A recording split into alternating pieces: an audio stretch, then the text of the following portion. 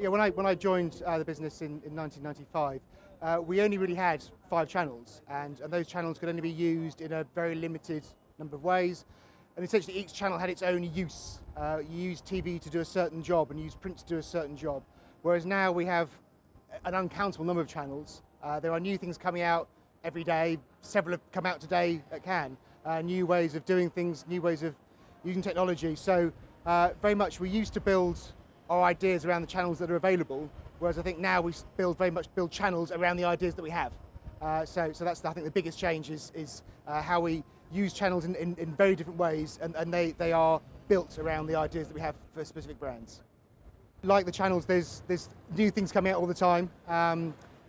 It's been my career for some years now. The last 10, 15 years has been on the focus on new channels and new techniques and new ways of doing things. 10 years ago, it was a bit of fun. It was a way of achieving an objective that was the bottom of the objectives sheet, to do something new, to play around with technology.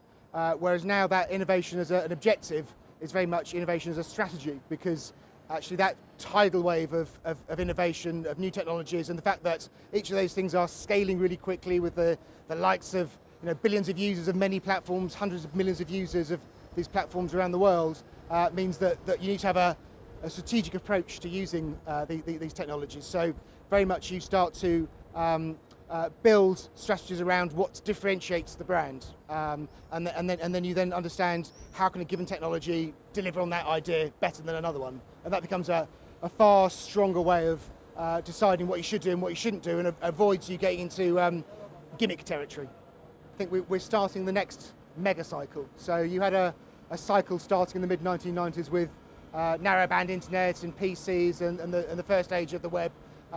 Mid last decade, social media, broadband, mobile devices was very much the second age, and we now see those things as being a crucial everyday part of our lives. We're starting the next cycle. It's not too apparent yet, but that cycle will be based on the Internet of Things, will be based on machine learning and the AI technologies, and to a degree VR.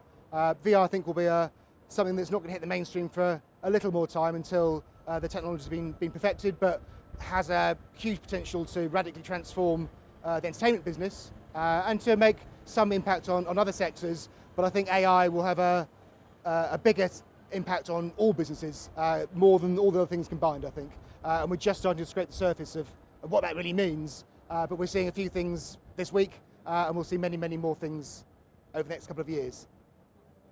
So yeah, it very much comes down to focus.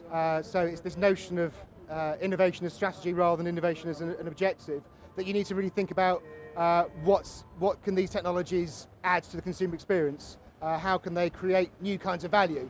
Sometimes that value is in a pure advertising sense, that it's a way of targeting better or getting a little bit more attention in a 30-second time frame.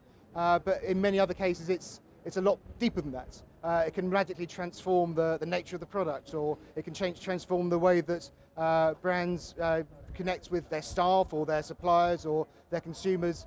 We've got trillions of sensors being spread around the world collecting data all of the time, and so we need to understand in a far broader range what's there. So rather than they being pure old-fashioned media briefs of how do I achieve a certain reach objective or spend a certain budget to do a specific job, our briefs are often a lot broader than that now, about how can you generate business value, how can you generate value across all sorts of different mechanisms and connect a wider range of things together through ideas, good execution, and of course data.